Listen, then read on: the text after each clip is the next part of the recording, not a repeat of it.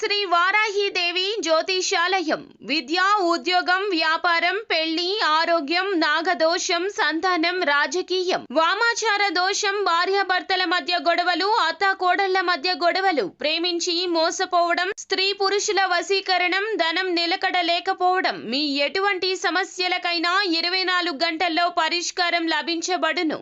Number 1 వశీకరణ specialist Pandit Pawan Namboodiri, Kerala తాంత్రిక గురువు గారు. Phone number 9043637512. ఈ రోజున కుంభరాశి వారి జాతకులు ఒక పెద్ద గండము. వీరు మిమ్మల్ని అడ్డుకోబోతున్నారు.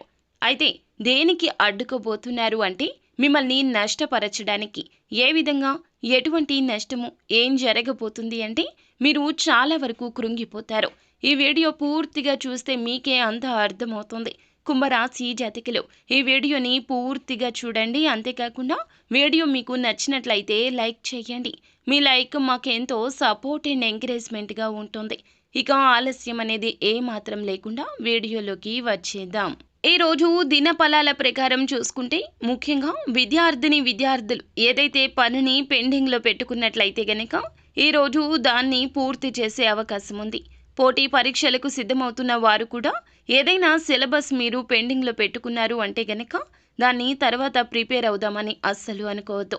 ఫ్రెండ్స్తో చిట్ చాట్ పెట్టడము, లేదంటే తర్వాత చేద్దాంలే, ఈ పని కాసేపు ఆగిన తర్వాత చేద్దాంలే అని చెప్పి ఎవరైనా స్నేహితులు అన్నా, ఎవరైనా మీకు అడ్డు తగిలినా వారి మాటలు ఆలకించొద్దు. ఈ రోజు పని ఈ రోజే పూర్తి చేయండి. రేపటికి వాయిదా వేస్తే గనక జరిగే నష్టము వారికి కాదు మీకు అని గుర్తుంచుకోండి. ఆ యొక్క నష్టాన్ని మీరు అస్సలు ఆ తర్వాత పూడ్చుకోలేకపోతారు. కావున ఈ రోజున ఏ విషయాన్ని తేలికగా తీసుకోవద్దు. ముఖ్యంగా ఎవరైనా ఏదైనా చెబితే గనక ఆ విషయం గురించి మీరు వారి నిర్ణయాన్ని పరిగణలోకి తీసుకోవద్దు. విద్యార్థులే కాదండి, ఉద్యోగస్తులైనా, ఏ ఇతర రంగాల్లో ఉన్నా, వ్యాపారంలో ఉన్నా కూడా ఈ రోజున మీ పని ఇంకొకరికి అప్పచెప్పొద్దు. నేను చేస్తాంలే అంటారు, కానీ వారి పని వారికి ముందుగా ముఖ్యము అనే విషయాన్ని మీరే గ్రహించాలి. ఈ తెలివి మీకు ఉంటుంది, కానీ ఈ రోజున ఇతరుల మాయమాటల్లో పడిపోతారు. వారి యొక్క మాయమాటలు ఎలా ఉంటాయంటే వారితో ఉంటే మీరు చాలా వరకు ప్రశాంతంగా ఉంటారు. వారి మాటలు మీకు చాలా వరకు కూడాను మంచి బోధనలాగా అనిపిస్తుంది, కానీ వారి అవకాశాల కోసం మీ అవకాశాలు తొక్కేయచ్చు. వారికి నష్టం జరగకుండా ఉండడం కోసం మిమ్మల్ని కష్టంలోకి నెట్టేయచ్చు. ఈ రోజున వారికి లబ్ధి చేకూర్చడం కోసం మిమ్మల్ని పాములాగా వాడుకోవచ్చును. కాబట్టి జాగ్రత్తగా ఉండండి. ఎవరి జీవితంలోనో మీరు హీరో కావాల్సిన అవసరం లేదు. అధిక మంచితనానికి పోవద్దు. మీ జీవితంలో మీరే హీరో. మీతో పాటుగా మీ యొక్క కుటుంబ సభ్యులు కూడా ఉన్నారంటూ 1కి 2 సార్లు గుర్తు చేసుకోండి. ఎవరికో ఏదో చేయాలి అనే తాపత్రయం ఉండవచ్చు, కానీ భగవంతుడే చెప్పాడండి, తనకు మాలిన ధర్మం పనికిరాదని.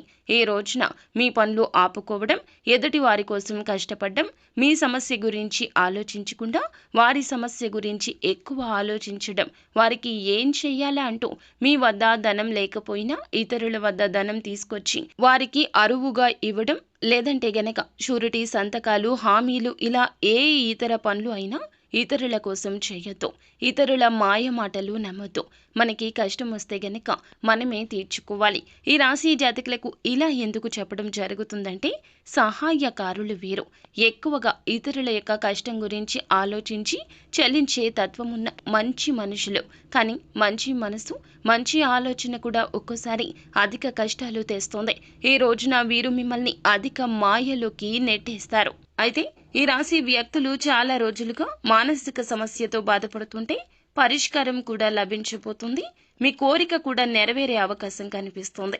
సమస్య నుండి బయటపడాలంటూ చాలా ప్రత్యేక ప్రయత్నాలు చేస్తున్నారు, కానీ బయటపడే అవకాశం ఇప్పటి వరకు రాలేదు.